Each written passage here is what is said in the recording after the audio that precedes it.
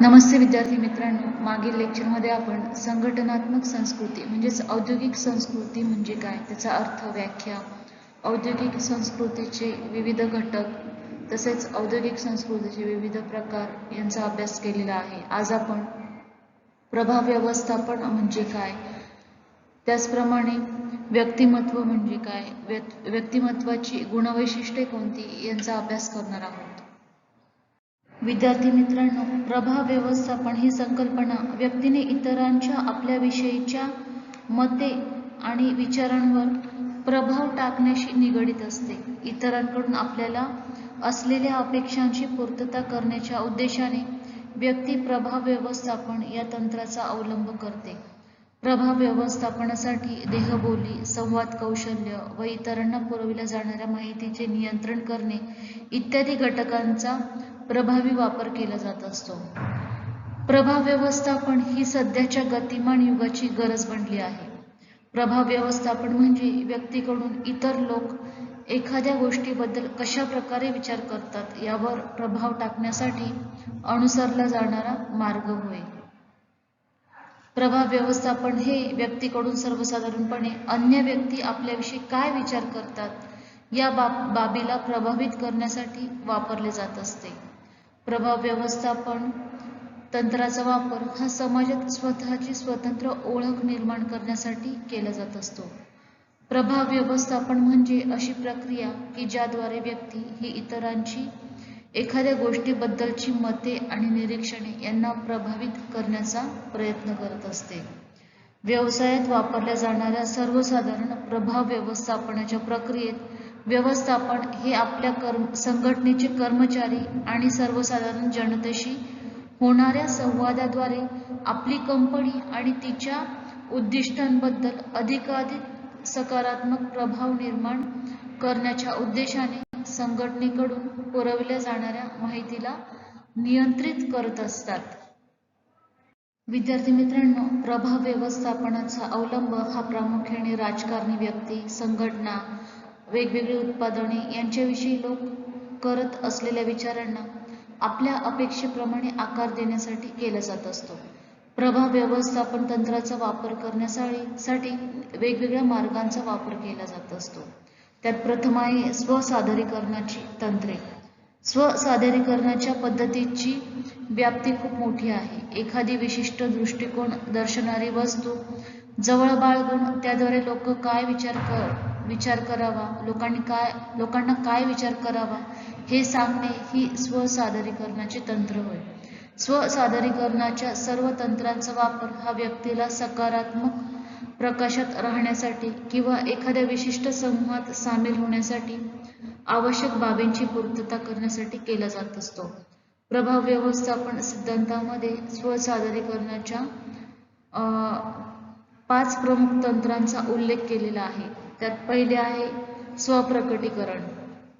या स्वप्रकटीकरण पद्धतीत अन्य व्यक्तींमध्ये आपली ओळख प्रस्थापित करण्यासाठी आपली माहिती पुरवली जात असते.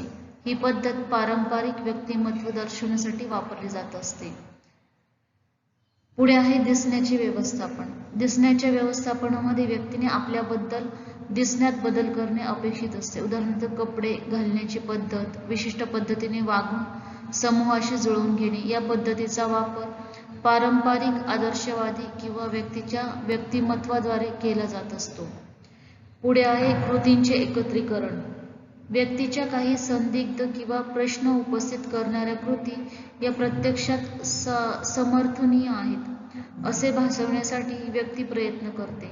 या पद्धतीचा वापर करण्यासाठी पारंपरिक आदर्शवादी किंवा व्यक्तीच्या व्यक्तिमत्वाचा अवलंब केला जात असतो. पुढे आहे मर्जी संपादन करणे. विशिष्ट समूह, मतप्रवाह किंवा समाजाच्या अपेक्षांना खरे उतरण्यासाठी मर्जी संपादन करणाऱ्या तंत्राचा वापर केला जात असतो. उदाहरणार्थ व्यक्ती आपल्या नवीन मित्रांमध्ये स्वतःला हुशार दाखविण्यासाठी आपल्याला कलात्मक चित्रपटांची आवड असल्याचे सांगत असते. प्रत्यक्षात मात्र त्या व्यक्तीला कलात्मक चित्रपटांची आवड नसते. या तंत्राचा वापर आदर्शवादी किंवा व्यक्तीच्या व्यक्तिमत्वाच्या आधारे केला जात असतो.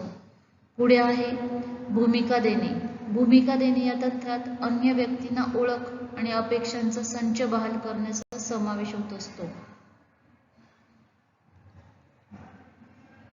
विद्यार्थी मित्रांनो, आता आपण व्यक्तिमत्व म्हणजे काय अभ्यासणार आहोत.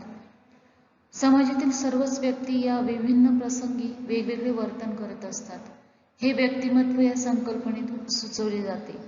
मानवी वर्तन हे व्यक्तिमत्वाचे आकलन करून देण्यास उपयुक्त असते. व्यक्तिमत्व हे सैद्धांतिक अर्थनिर्वचन आहे. वास्तविकतः त्यांची अचूक शब्दात मांडणी करणे ही अत्यंत अवघड बाब आहे. औद्योगिक मानसशास्त्रामध्ये वैयक्तिक भेदांचा अभ्यास करणे हा महत्त्वपूर्ण अभ्यास ठरतो. विविध प्रभावात्मक घटकांमुळे व्यक्तिमत्वामध्ये बदल घडवून आणला जात असतो. विविध बाह्य घटक हे व्यक्तिमत्वावर नकारात्मक किंवा सकारात्मक दिशेने परिवर्तन घडवून आणत असतात की ज्यामुळे दीर्घकाळासाठी त्याची छाप किंवा प्रभावी दर्शन होत असते. व्यक्तिमत्व या शब्दातून व्यक्तीचा केवळ चेहराच प्रतीत होत नाही. दिसणे हा व्यक्तिमत्वाचा केवळ एक भाग आहे, पण संपूर्ण व्यक्तिमत्व नव्हे. या शब्दाचा अर्थ जास्त विस्तृत दृष्टिकोनातून घ्यायला हवा. यशस्वी उद्योजकतेसाठी चांगले आणि प्रभावी व्यक्तिमत्व आवश्यक असते. प्रभावी व्यक्तिमत्व सुंदर व्यक्तिमत्वापेक्षा वेगळे असते. सुंदर व्यक्तिमत्वामधून व्यक्तीचा केवळ चेहरा आणि शारीरिक वैशिष्ट्ये प्रतीत होत असतात, परंतु लोकांच्या मनावर कायमचा ठसा त्यामुळे उमटवला जात नाही. उद्योजकाने संस्थेतील कर्मचारी, ग्राहक, गुंतवणूकदार, सहकारी, विविध सहकारी अधिकारी आणि एकूण समाजावरच प्रभाव पाडण्याची आवश्यकता असते. व्यक्तिमत्वाची व्याख्या आपण बघणार आहोत. एखाद्या व्यक्तीच्या वर्तनाचे आणि गुणांचे विविध सामाजिक प्रकार प्रतीत होणारे आदर्श मिश्रण म्हणजे व्यक्तिमत्व. व्यक्तिमत्व म्हणजे एखाद्या व्यक्तीची प्रथमदर्शनी दुसऱ्यावर पडलेली छाप. विविध घटकांच्या निरनिराळ्या मिश्रणामुळे व्यक्तिमत्व तयार होत असते. वैयक्तिक वर्तणुकीच्या विविध एकत्रित छटांमधून व्यक्तिमत्व निश्चित होत असते. व्यक्तिमत्व शब्दातून स्पष्ट होते की समाजातील सर्व व्यक्ती वेगवेगळ्या वेळी वेगवेगळ्या पद्धतीने वागत असतात. वर्तनामुळे व्यक्तिमत्व समजणे शक्य होत असते. व्यक्तिमत्व याला केवळ सैद्धांतिक अर्थ आहे, त्यामुळे प्रत्यक्षात व्यक्तिमत्वाची व्याख्या करणे कठीण असते. व्यक्तिमत्वाची व्याख्या बघितल्यानंतर आता आपण व्यक्तिमत्वाची गुणवैशिष्ट्ये बघणार आहोत. यात पहिले गुणवैशिष्ट्य आहे की सौम्य आवाज.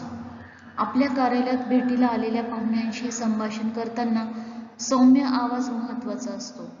बहुतेक वेळा सौम्य आवाज ही एक नैसर्गिक देणगी असते आणि फार थोड्या लोकांकडे ती असते.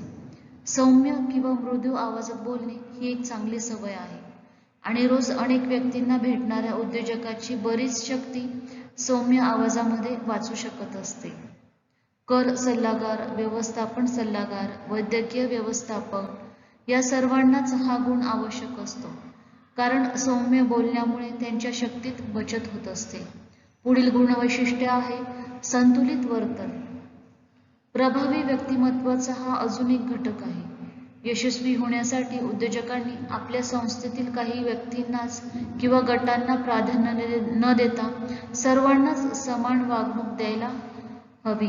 त्याचे स्वतःचे वर्तनही शिस्तबद्ध असायला हवे. सहकाऱ्यांकडून आणि कनिष्ठ कर्मचाऱ्यांकडून नियमितपणा आणि मनापासून कठोर परिश्रम करण्याची तयारी अपेक्षित असेल तर उद्योजकाने इतरांसमोर चांगले उदाहरण ठेवायला हवे. त्याने सुद्धा शिस्तीचे नियम पाळले पाहिजे. पुढील गुणवैशिष्ट्य आहे व्यवहार्य वृत्ती. तर्कशुद्ध निर्णय घेण्यासाठी आणि योग्य धोरण ठरवण्यासाठी हा गुण आवश्यक आहे. स्वतःचीच मते आणि दृष्टिकोन यांना चिटकून न बसता उद्योजकाने आपल्या सहकाऱ्यांच्या चांगल्या सूचना स्वीकारायला हव्या. त्याने इतरांनाही निर्णय प्रक्रियेत सामावून घ्यायला हवे आणि स्वतःच्या चुका खुल्या मनाने मान्य करायला हव्या. सर्वांना फायदेशीर होतील असे निर्णय त्याने घ्यायला हवे. मनाचे खुलेपण हा सर्वांनाच आवडणारा गुण असतो. पुढील गुणवैशिष्ट्य आहे चांगल्या सवयी. उद्योजकाच्या वागणुकीतून त्याच्या संस्कृतीत दर्जा कळून येत असतो. आदरयुक्त वागणुकीतून तो ग्राहकांना आणि संस्थेमध्ये असलेल्या पाहुण्यांना प्रभावित करू शकत असतो. आपण काही वेळा सांगू शकतो की स्वतःचे कौतुक न सांगत बसता समोर बसलेल्या व्यक्तीच्या प्रकृतीविषयी सुद्धा चौकशी करणे, इतरांना बोलण्याची संधी देणे, मोकळेपणाने मते व्यक्त करू देणे हे चांगल्या शिष्टाचाराचे लक्षण असलेले आपण सांगू शकतो. पुढे आहे प्रभावशाली व्यक्तिमत्व.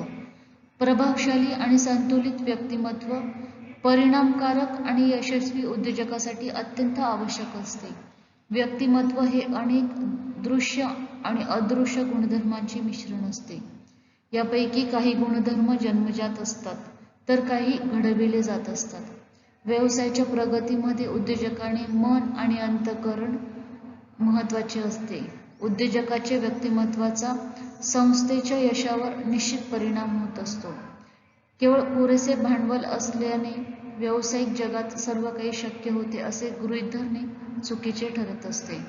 ग्राहकांना चांगली सेवा देणे, सहानुभूती दाखविणे, इतरांना अडचणीत मदत करणे यातून दीर्घ मुदतीमध्ये निश्चित फायदा होऊ शकत असतो. हे होते व्यक्तिमत्वाचे विविध गुणवैशिष्ट्ये. विद्यार्थी मित्रांनो, आज आपण प्रभाव व्यवस्थापन म्हणजे काय, त्याचा अर्थ, व्याख्या, प्रभाव व्यवस्थापनाची विविध तंत्रे, व्यक्तिमत्व म्हणजे काय, व्यक्तिमत्वाचा अर्थ, व्याख्या, त्याचप्रमाणे व्यक्तिमत्वाची विविध गुणवैशिष्ट्ये सविस्तरपणे अभ्यासलेली आहेत. धन्यवाद.